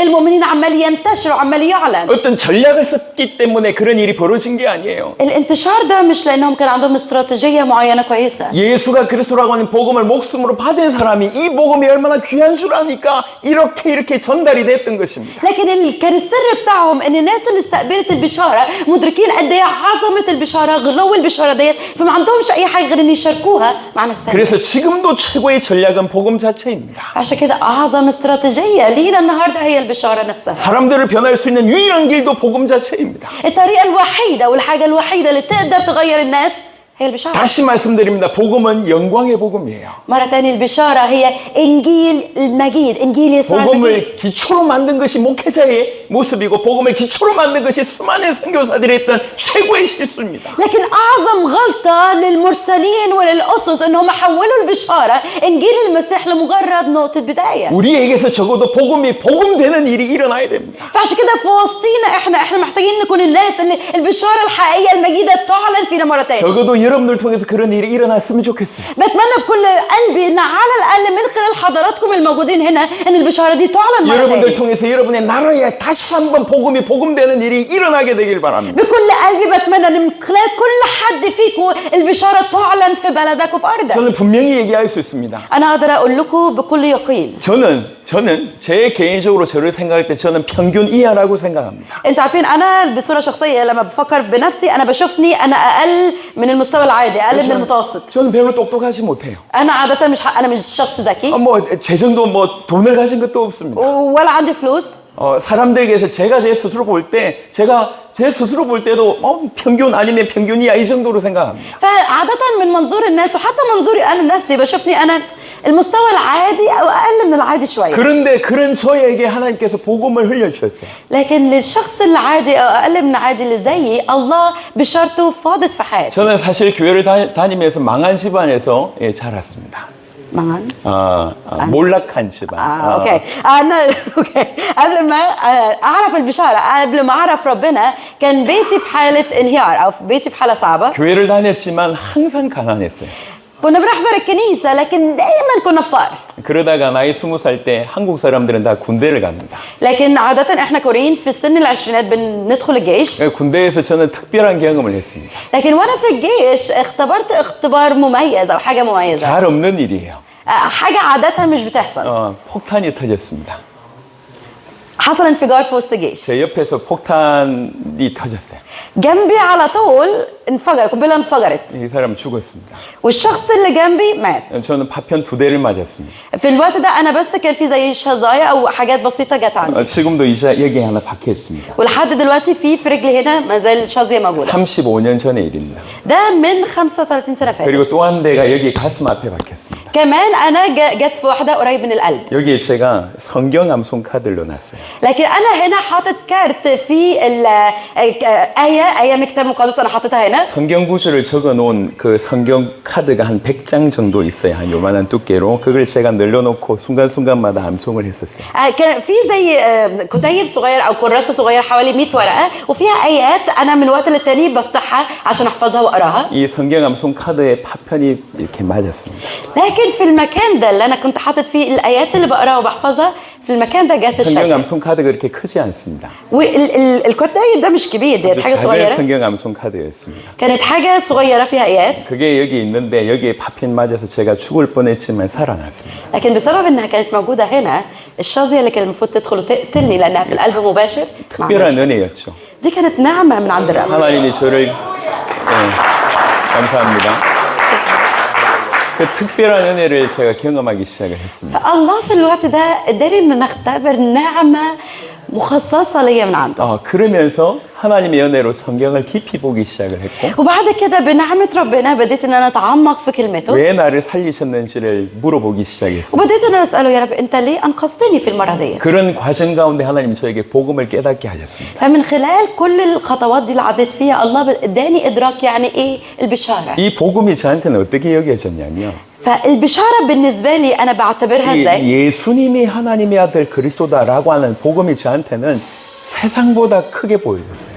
أنا من خلال الاختبارات ديت بديت إن أنا أشوف إن البشارة دي يسوع هو المسيح هو ابن الله الحي هي أعظم من أي حاجة في العالم. 전 세계보다 이 복음이 커 보였어요. أعظم من العالم كله. البشارة ديت أكبر 이 أعظم. 복음이면 전 세계 살릴 수 있겠다고 믿어졌어요. فعشان كده بدأ يكون عندي الإيمان واليقين بس لو هي دي البشارة اللي عندي ينفع ننقذ العالم 그리고 كله. 그때부터 지금까지 기도해왔습니다. ومن اللحظة دي ولحد النهاردة كملت أصلي. 하나님이 이 복음이면 사람들을 변화시킬 수 있고 이 복음이면 전 세계를 살릴 수 있지 않습니까? يا رب البشارة ديت هي اللي تقدر تنقذ هي اللي تقدر تحيي العالم. 어찌하면 되겠습니까? طب نعمل إيه يا رب؟ 그때 아까 말씀드렸던 것처럼 마태복음 28장에 제자를 찾으라 이게 깨달아졌어요. وعشان كده في الوقت ده الله اداني الادراك زي ما شاركت لكم من متى 28 ان قال لي كده انت دورك تدور على التلاميذ. 가진 것도 없고 انا ما عنديش اي حاجه. 사람이 수준이 훌륭하지도 않은데 حتى من مقاييس البشر انا مش حد عظيم او كبير. 복음을 귀하게 여기게 됐고 لكن انا شايف البشاره انها غاليه جدا عليا. 틀림없이 오신다라고 하는 방향성 결정하고 그냥 그 길을 뛰었을 뿐입니다. وبس انا حددت الاتجاه بتاعي على الوعد بتاعه ان هو اكيد جاي تاني فهو ده الاتجاه اللي انا قررت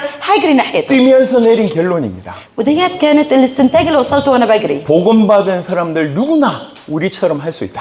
اي حد يستقبل البشاره ينفع ان هو يجري زينا. 이 복음을 진실로 귀하게 여긴 사람들을 통해서 얼마든지 우리 같은 역사들이 구석구석 일어날 수 있다. الادراك اللي وصلت له إن مهما كان الشخص في اي مكان هو فيه لو استقبل البشاره والحق زي ما هو ينفع يحيي المكان اللي هو فيه مهما كان. 자랑하는 마음이 아니에요.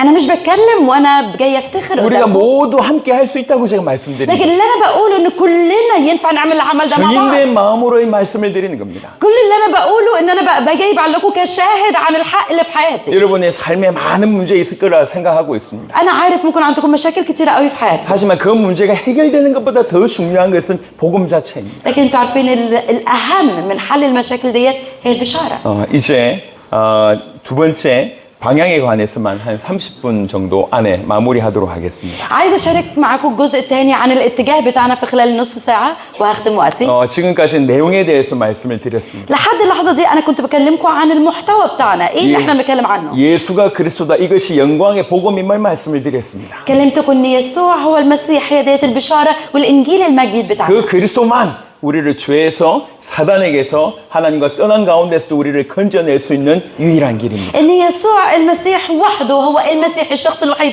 اللي يقدر ينقذنا من الخطيه من ابليس ومن الانفصال عن الله. 오직 예수님만 바로 그리스도가 되십니다. بس يسوع وحده هو اللي ينفع يكون 이 المسيح. 복음을 가진 우리는 어떤 방향으로 뛰어야 되냔 말이에요. طيب الناس احنا اللي عندنا البشاره ديت في اي اتجاه المفروض نجري في انهي اتجاه؟ 여러분 성경은 한결같이 약속으로 되어 있습니다. احنا قلنا ان الكتاب المقدس كله فيه عهد واحد وعد وحيد. 메시아가 오신다 이게 구약이었습니다. العهد القديم كان بيكلم المسيح سياتي. 그리고 메시아가 오셨는데 다시 오신다 이게 신약입니다. والعهد الجديد بيقول المسيح جه لكن هيجي مره تاني. 분명히 주님은 다시 오십니다. فاكيد يقين المسيح هيجي مره تاني. 그것이 우리가 바라봐야 될 방향입니다. فهو ده الاتجاه اللي محتاجين نحط عينينا عليه. 언제 주님 다시 오십니까? امتى هيجي تاني؟ 우리 마태복음 24장 14절을 확인했습니다. احنا شفنا مع بعض متى 24 14 이 천국 복음이 정언된 이후에 끝이 온다고 얘기했습니다. هو اتكلم كده لما يكرز ببشاره الملكوت هذه في كل المسكونه شهاده لجميع الامم ياتي المنتهى. 그래서 우리의 방향은 주님의 재림이며 더 구체적으로 세계복음화가 우리의 방향이어야 합니다. فنقدر نقول ان الاتجاه بتاعنا اليقين الواضح ان هو يجي مره تاني لكن اقدر اقول بصوره محدده اكتر هو اعلان البشاره لكل الامم. 자, 우리 12강을 한번 보겠습니다. خلينا نفتح مع بعض الكتاب لمحاضره 12. 12강이 그 방향에 관한 얘기입니다. محاضره 12 كلها بتتكلم عن الاتجاه بتاعنا. 주의 재림에 관한 얘기인데요. بتتكلم عن مجيء الرب. 주의 재림은 한 4가지 정도의 특징이 있습니다. نقدر نقول في 4 مميزات 4 حاجات اساسيه في مجيء الرب يسوع مره تاني. 누가복음 21장 27절 보겠습니다. خلينا نقرا مع بعض لوقا 21 27.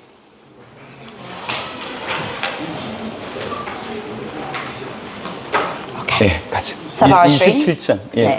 وحينئذ يبصرون ابن الانسان اتيا في سحابه بقوه ومجد كثير. 주님의 재림의 첫 번째 특징은 모든 사람이 볼 수 있도록 오십니다. اول حاجه تميز مجيء الرب يسوع مره ثانيه ان كل البشر يبصر ابن الانسان اتيا فكل البشر يشوفوه. 두 번째입니다. رقم 2 사도행전 1장 11절입니다. اعمال 1 11. 읽어주세요.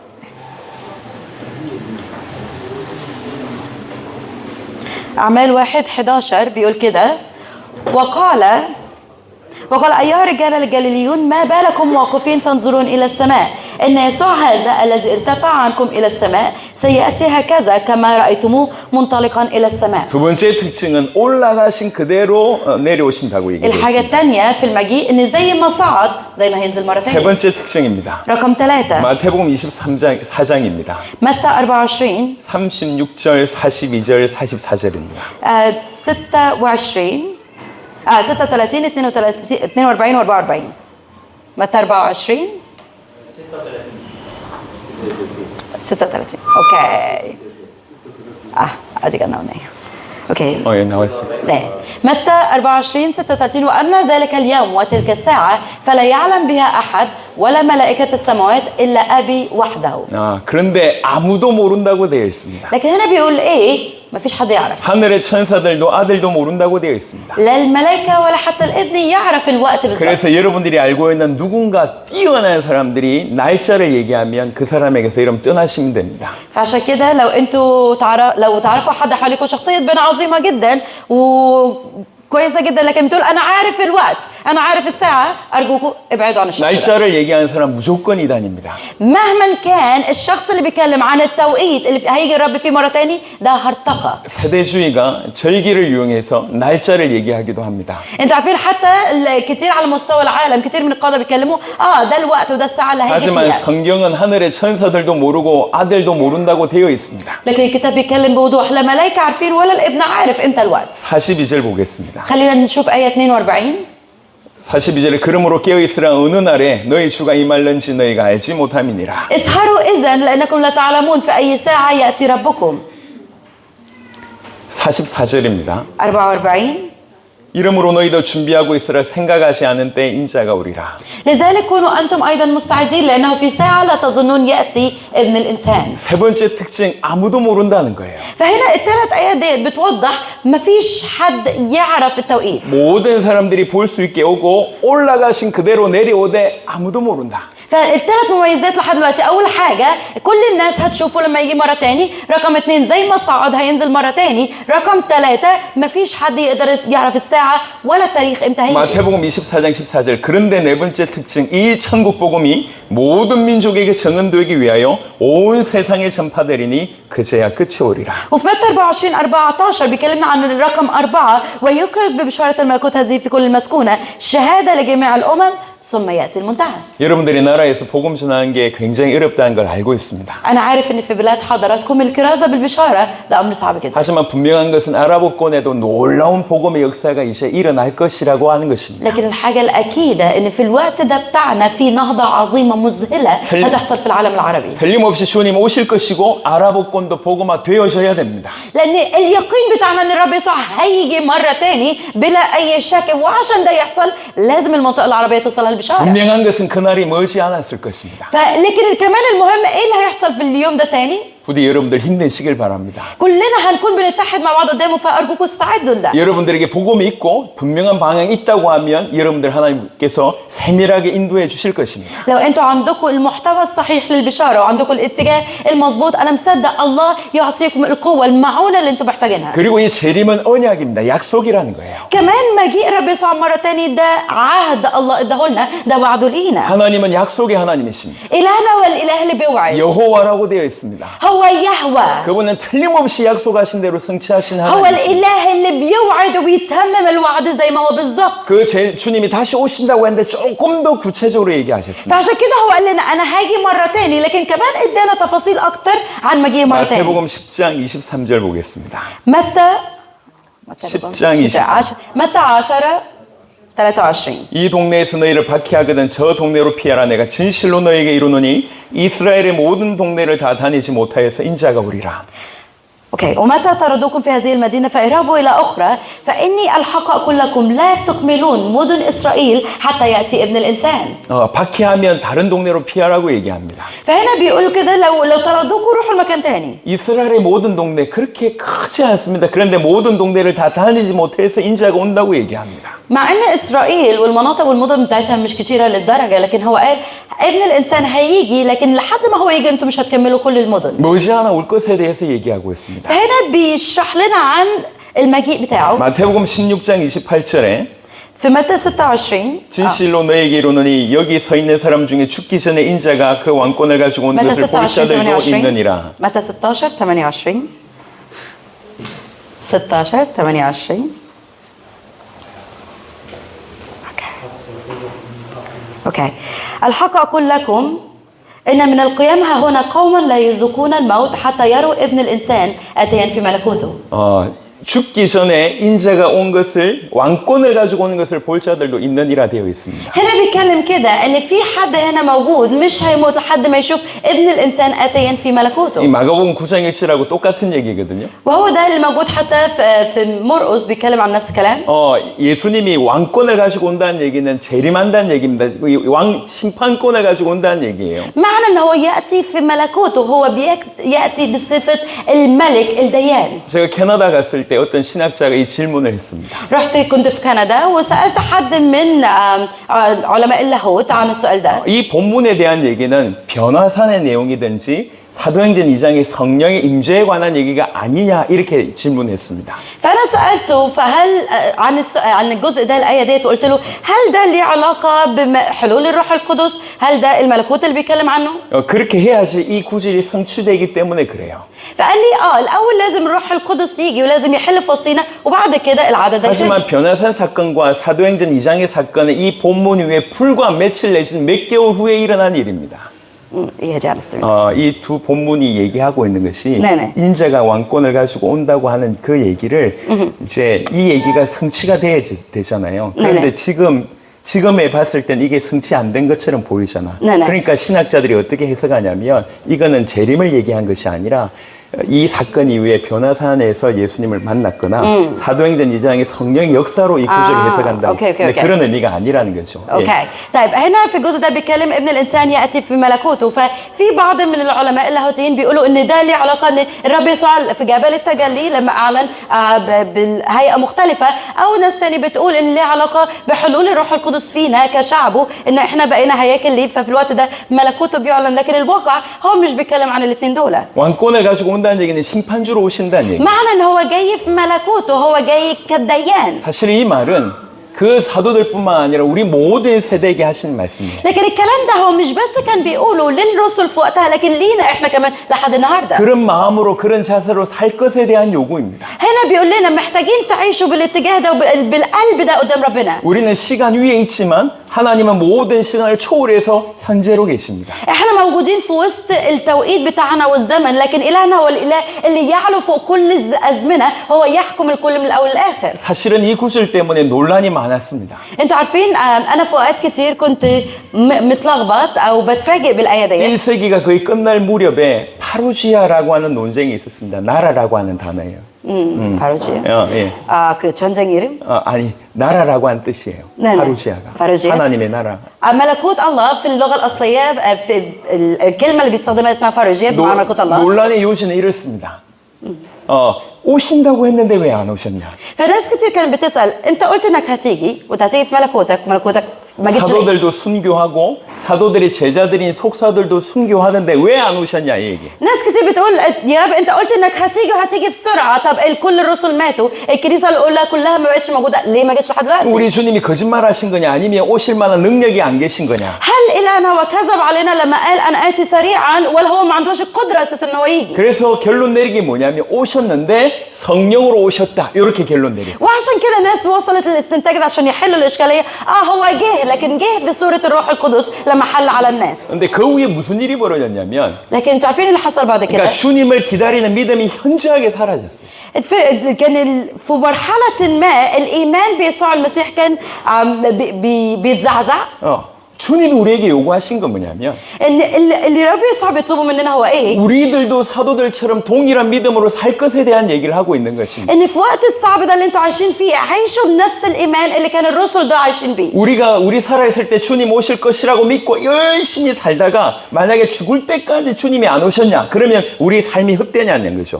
진짜 올바른 삶이 아니겠냐는 겁니다. فهنا بيقول لنا ان حتى في حياتكم لما تكونوا عايشين بالاتجاه ده ان عايش وانا متأكد هو هيجي في الوقت بتاعي، هو هيجي مرة تاني. ده نفس الإيمان اللي كان عند وقت الرسل، هم عايشين يا رب أنت هتيجي في وقتنا، فعايشين بكل إيمان لحد آخر لحظة. 이 약속을 보면 주님이 먼 미래에 오시겠다 이런 약속이 아니에요. فالوعد هنا لما نشوفه هو مش بيقول لنا أنا جاي قدام في المستقبل بعيد جدا. 내 살아있을 때는 안 오고 내 다음 세대 한참 후에 오시겠다 이런 말이 아니에요. هنا لما نقرا الآية ديت والوعد بتاعه لينا مش بيتكلم عن المستقبل البعيد، هو هاجي بعد آلاف من السنين في المستقبل، لا. 오히려 오시는데 급박하게 오실 것처럼 되어 있습니다. لأن هو كلامه بيقول أنا جاي وأنا جاي بسرعة، خلاص أنا خلاص قربت على الباب. 마태복음 24장 14절 34절에는 이 세대가 지나가기 전에 이 일이 다 일어난다고 되어 있습니다. في متى 24 بيتكلم إن قبل ما ينتهي الزمن ده كله هيحصل. 먼 미래가 아니라 우리 세대. فهنا مش بيتكلم عن المستقبل البعيد، بيتكلم عن الزمن بتاعنا. 그러니까 예수님 이후에 모든 세대들이 동일하게 이 믿음을 가지고 살아야 된다는 얘기예요. بمعنى ايه؟ بيقول لنا ان من حد يسوع ولكل الاجيال اللي بعد كده هيعيشوا بنفس الايمان، يسوع هيجي في الوقت بتاعي في العصر بتاعي. 우리 세대에 안 오시고 먼 미래에 오신다고 생각하면 세계복음화는 나하고 상관없는 삶이 되는 것입니다. انتوا عارفين لو انا عايش حياتي بتفكير الرب يسوع مش هيجي دلوقتي، هيجي في المستقبل البعيد، فيبقى البشاره بتاعت العالم ملهاش علاقه بيا. 이 얘기는 모든 세대에게 주신 메시지입니다. فالرساله بتاعت الرب يسوع هو بيديها لكل الاجيال، انا جاي في جيلكم. 여러분들이 깊이 보시길 바랍니다. فبتمنى انكم تتعمقوا في كلمه ربنا. 그래서 한국에서 아니 이제 미국에서 학생 자원 운동이라고 하는 운동이 일어났어요. 스튜던트 발렌티어. في امريكا في حركه اسمها حركه الطلبه المتطوعين. SBM이라고 하는 학생 자원 운동이 일어났어요. اسمها SVM حركه الطلبه المتطوعين. 대학생들이 일어나기 시작했어요. الطلبه الجامعيين بدأوا ان هم ينهضوا. 그리고 그때 당시 미국에서는 해외로 선교사를 보내는 일이 없었어요. في الوقت ده بتاعهم ما كانش في حاجه اسمها ان من امريكا يبعتوا مرسلين لبره. 우리의 영향을 받았던 이 학생 자원 운동이 일어나서 لكن بدأت ان الله يتعامل مع الطلبه ديت وبدأ ان هم ينهضوا ويأسسوا المجموعه ديت. 수십 년 만에 수십만 명의 선교사를 보내게 됐어요. وفي الوقت ده بعدوا آلاف من الطلبه كمرسلين. 그 학생 자원 운동에 구호가 이렇습니다. لكن بعد كده في وسط المجموعه ديت في حاجه حصلت. 우리 세대의 세계복음화를 우리 손으로. هم كانوا بيعلنوا كده ان في الجيل بتاعنا وعلى ايدينا هنعلن البشاره 그게 العالم كله. 학생 자원 운동의 믿음이었고 사실은 제자들의 믿음이었고 사도들에게 주셨던 메시지였습니다. ده كان ايمان مجموعه الطلبه المتطوعين دول، وده كان نفس ايمان الرسل والتلاميذ من قبلهم. 그래서 우리가 복음을 받았다고 하면 이 복음을 가지고 있는 방향성은 너무나 선명합니다. 주님이 다시 오신. فعشان كده احنا القلب بتاعنا اللي هو انا عندي البشاره، انا واخد البشاره ديت والاتجاه بتاعي ان الرب يسوع يجي مره تاني. 주님의 다시 오심이 약속인데 이 약속이 먼 미래가 아니라 자기 세대 이게 주님의 약속이었어요. فالوعد بتاعه ان هو هيجي مره تاني ده مش في المستقبل البعيد عني، لا في الجيل بتاعي هو هيجي مره 한번 تاني. 확인해 보겠습니다. خلينا نتاكد من ده مع بعض. 먼저 바울에 대한 얘기입니다. خلينا نشوف كلام بولس 사도행전 20장 24절입니다. في اعمال 20 20장 24절 24 다 같이 한번 읽어보겠습니다. ممكن نقرا كلنا مع بعض. ولكنني لست أحتسب لشيء ولا نفسي ثمينة عندي حتى أتمم بفرح سعيي والخدمة التي أخذتها من الرب يسوع لأشهد ببشارة نعمة الله. 사도 바울은 그냥 열심히 사역한 사람이 아니에요. بولس ما كانش مجرد شخص مجتهد في خدمته، 하나님의 은혜의 복음을 정언하는 일을 마치려고 했습니다. لكن هو حد كان بكل ما عنده بيحاول ان هو يتمم الخدمه بتاعته، السعي بتاعه على ان البشاره. 여러분 사도행전 보면 사도 바울이 항상 몇 가지 중요한 목적을 두고 사역을 계속 해왔습니다. فلما نبص على اعمال الرسل ونبص على خدمه بولس دايما كان عنده هدف واضح، اتجاه واضح قدامه بيتحرك ليه. 내가 로마로 가야 되겠다. انا لازم اروح لروما. 내가 가이사 앞에 서야 되겠다. انا لازم اقف قدام قيصر. 내가 스바나로 가기를 원한다. انا عايزه اروح للمكان ده. 사람으로서 이 땅 끝은 가이사였고 كان بالنسبه له انه يقف قدام قيصر ديت نهايته. 지리적으로 땅 끝은 스바나였고 وبالنسبه له بسرعه عمليه كان متحرك لاقصى الارض. 정치적으로 나라적으로 땅 끝은 로마였습니다. بالنسبه له حتى من الناحيه السياسيه اقصى الارض كانت هي روما. 그래서 열심히 한 게 아니라 끝내려고 하신 사람. هو ما كانش مجرد مجتهد في اللي هو بيعمله، كان بيحاول باقصى ما عنده يوصل البشاره الى اقصى الارض. 고린도전서 7장 29절을 보겠습니다. كورنثوس الاولى 7장 29절. كورنثوس الاولى 7:29.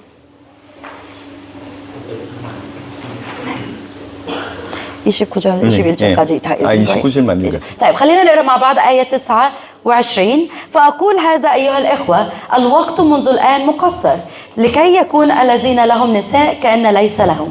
사도 바울은 얘기합니다. 그때가 단축하여졌다. هنا في الوقت ده بيتكلم مع الإخوة خلاص الوقت مقصر. 주님 오실 때가 단축해졌다.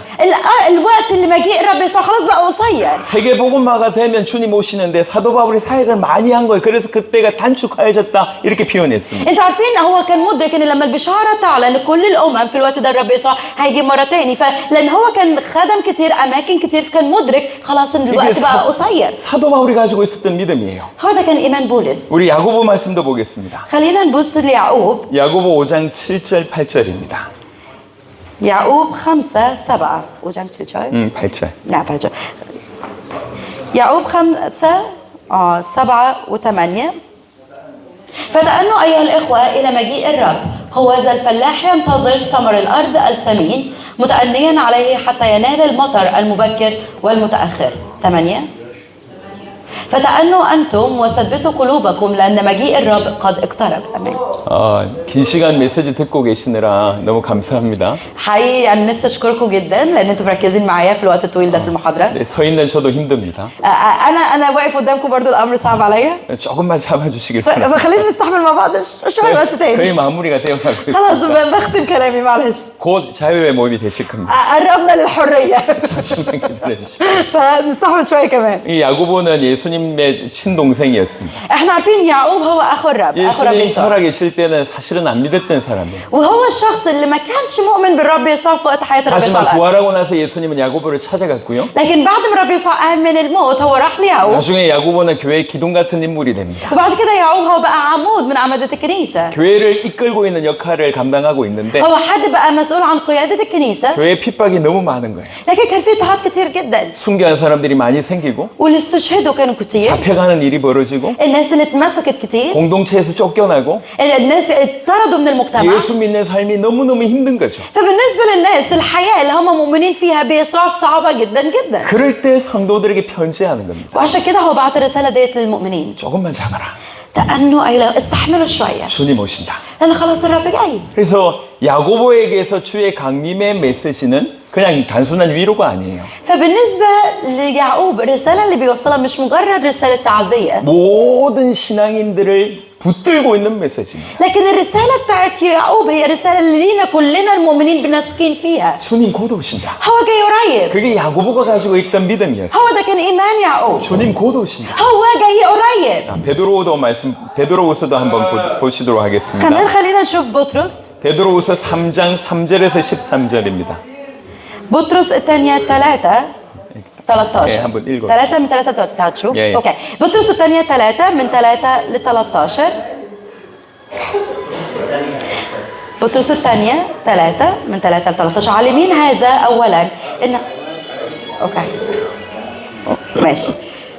بطرس الثانية 3 من 3 ل 13. عالمين هذا أولا إنه سيأتي في آخر الأيام قوم مستهزئون سالكين بحسب شهوات أنفسهم وقائلين أين هو موعد مجيئه لأنه من حين رقد الآباء كل شيء باقي هكذا من بدء الخليقة لأن هذا يخفى عليهم بإرادتهم أن السماوات كانت منذ القديم والأرض بكلمة الله قائمة من الماء وبالماء اللواتي بهن العالم كائن حينئذ فاض عليه الماء فهلك وأما السماوات والأرض الكائنة الآن فهي مخزونة بتلك الكلمة عينها محفوظة للنار إلى يوم الدين وهلاك الناس الفجار ولكن لا يخفى عليكم هذا الشيء الواحد أيها الإخوة إن يوما واحدا عند الرب ك1000 سنة و1000 سنة كيوم واحد لا يتباطأ الرب عن وعده كما يحسب قوم التباطؤ لكنه يأتي علينا وهو لا يشاء أن يهلك أناس بل أن يقبل الجميع إلى التوبة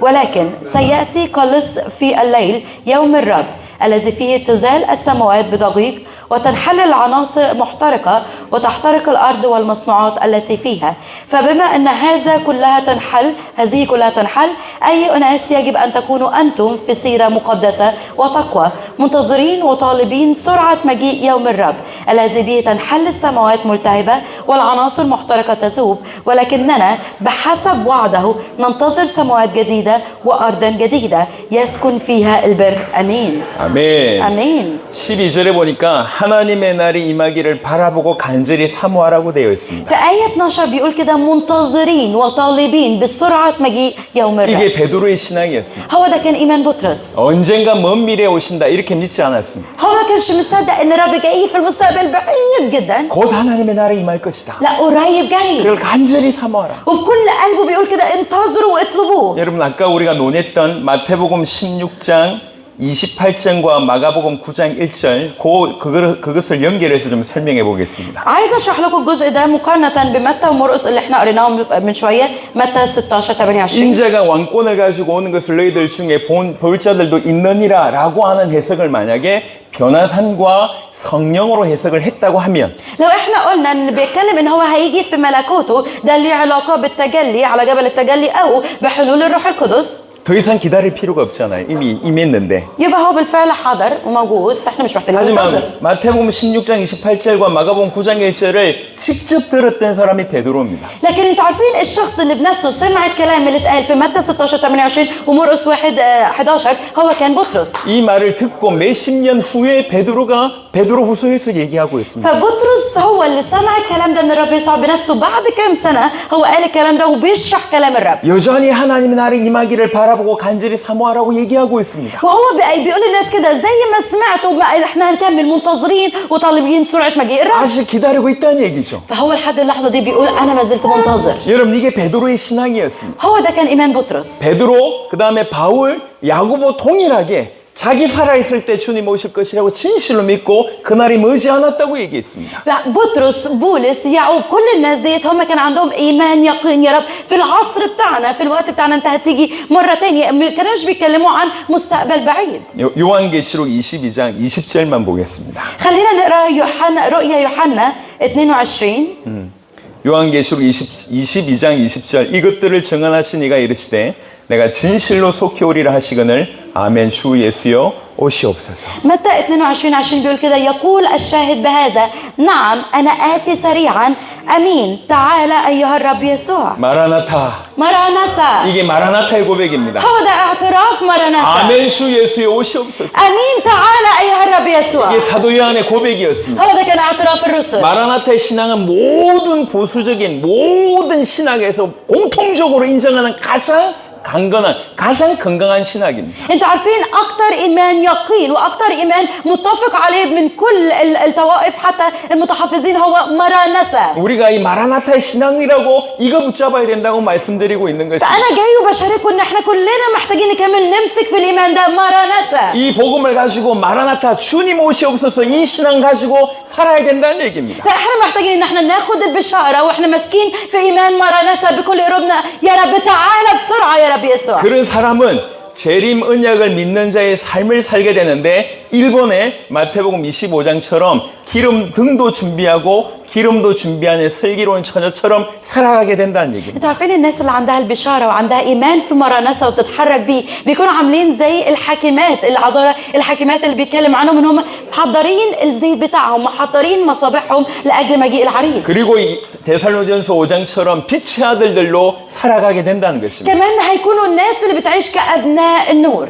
베드로전서 4장만 잠시 보겠습니다. خلينا نقرا مع بعض 전서 4장 7절부터 بطرس الأولى 4 8절까지만 보겠습니다. 7 و8. 네. 7절 8절 만요. اوكي. وانما نهاية كل شيء قد اقتربت فتعقلوا واصحوا للصلاة ولكن قبل كل شيء لتكن محبتكم بعضكم لبعض شديدة لأن المحبة تستر كثرة من الخطايا. 올바른 복음을 가지고 주님 오실 날이 얼마 남지 않았고 주님 오실 수 있도록 오실 길을 준비하는 삶을 산다고 하는 것은 바로 이런 삶을 산다는 것입니다. انتوا عارفين الحياة اللي احنا نحياها اللي فيها احنا مسكين البشارة الحقيقية بنسعى وبنجري تجاه مجيء الرب يسوع واحنا عندنا ايمان مرنسة. هي دي الحياة.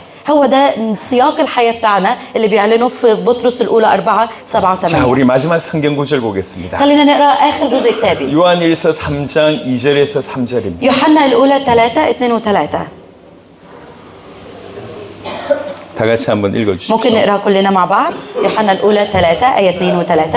أيها الأحباء الآن نحن أولاد الله ولم يظهر بعد ماذا سنكون ولكن نعلم إنه إذا أظهر نكون مثله لأننا سنراه كما هو ولكل من عنده هذا الرجاء به يطهر نفسه كما هو طاهر أمين. 여러분 주님이 오시면 우리도 그와 같이 변화됩니다. لما هو يجي احنا هنتحول ونكون شبهه. 다시는 죽지 않을 부활체의 몸으로 부활됩니다. احنا هيكون عندنا الجسد المقام اللي مش بيموت 그리고 تاني. 이 소망을 가지고 있으면 오늘 자신을 깨끗하게 합니다. ولو احنا عندنا الامل ده والرجاء ده في حياتنا النهارده هنعيش حياه طاهره. 이게 정말로 소망이라면 이 소망이 오늘 나를 깨끗하게 하는 삶을 살게 한답니다. لو ده رجائي في الحياه، لو ده يقيني في الحياه، انا النهارده هعيش اطهر حياتي. 이게 우리 세대의 세계복음화, 다른 말로 얘기하면 마라나타의 그 신앙의 삶의 모습입니다. هو ده اسلوب حياه الجيل بتاعنا، الجيل اللي عايش ايمان مرنسه اللي بيحضر لمجيء رب يسوع. 저는 우리 세대의 세계복음화 이것이 재림의 약속을 믿고 순종하는 길이라고 믿습니다. أنا مصدق إن إحنا نكون عايشين في الطريق اللي إحنا نعلن البشارة لكل العالم، هو طريق إن أنا مصدق في وعد الرب، مصدق في مجيئه مرة تاني، وأنا بشترك في تحضير 우리 العالم. 세대에 우리 손으로 세계복음화 하는 것이 우리 신앙의 결론이고 목적이고 방향이라고 믿습니다. أنا مصدق إن لما يكون عندنا إيمان ويقين إن إحنا هنعلن البشارة في الجيل بتاعنا، هو ده يقين إيماننا، هو اتجاه والاستنتاج بتاع إيماننا الحقيقي. 그 일에 하나님께서 저와 여러분들 부르셨다고 믿습니다. وأنا مصدق الله دعاني ودعا كل حد فيكم لأجل العمل 이제 ده. 강의를 마무리하고 한두 가지만 말씀드리도록 하겠습니다. أنا بكده بختم المحاضرة بتاعتي، لكن نفسي أشارككم حاجة أو اتنين وأخلص. 저는 الكلام. 틀림없이 우리 살아있을 때 세계복음화가 될 줄로 믿고 그 길을 걸어왔습니다. أنا طول حياتي أنا عندي يقين بلا شك إن في الوقت بتاعنا البشارة هتعلم في العالم كله، وبالإيمان ده أنا عايش حياتي لحد 지난 النهارده. 10수년간 100여 개국에 중요한 제자들이 일어나서 그 나라를 살리고 있는 것을 계속 보고 와 있습니다. وعلى مدار ال10 سنين أو أكتر اللي فاتت أنا شفت في بلاد كتيرة إزاي تلاميذ بتنهض وإزاي بتغير وضع بلادها. 그리고 아랍권을 위해서 이 중요한 모임을 하나님 허락해 주셨습니다. والله هو اللي سمح لينا في وسط المنطقة العربية بالاجتماع المهم ده وجود حضراتكم 저는 فيه. 이 모임 위에 무슨 일이 일어날지를 잘 모르지만 기대하고 있습니다. انتوا عارفين انا ما اقدرش اعرف ايه اللي هيحصل نتيجة اجتماعنا، لكن اقدر اتوقع وانتظر بكل قلب. 틀림없이 아랍이 여러분들 통해서 살아날 줄로 믿습니다. انا مصدق بكل يقين وبلا شك ان العرب هيحيوا من خلالكم. 그래서 주의 이름으로 여러분을 축복합니다. فعشان كده انا ببارككم في اسم رب يسوع. آمين. 감사합니다. آمين. شكرا.